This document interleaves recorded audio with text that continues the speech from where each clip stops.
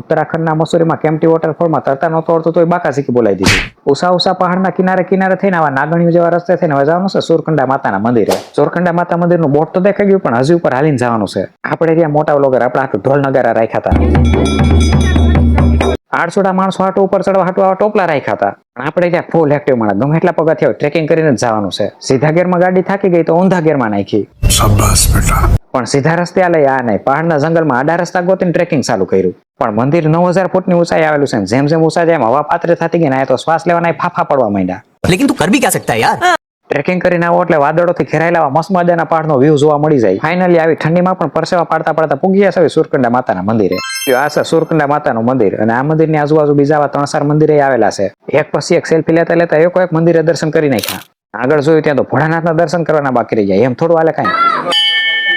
મંદિર એટલી ઊંચાઈ ઉપર આવેલું છે કે સારે કોરના વ્યૂ જબરજસ્ત દેખાય છે. ઘરની બાલ્કનીમાં ઉભા હોય એની જેમ ઉભા રહે હંધી કોરના વ્યૂ જોઈ લીધા. ઉભા ઉભા નજારો જોઈને થાકી ગયા એટલે કુદરતના ખોળે બેહીને પ્રકૃતિનો આનંદ લેવાનું ચાલુ કરી દીધું. પછી ત્રણેય ભાઈઓ પગથિયાથી ધડબડ ધડબડ કરતા જાવી નીચે કારણ કે જંગલમાં હાલવાની હોય પગ ના પાડે છે ભાઈ.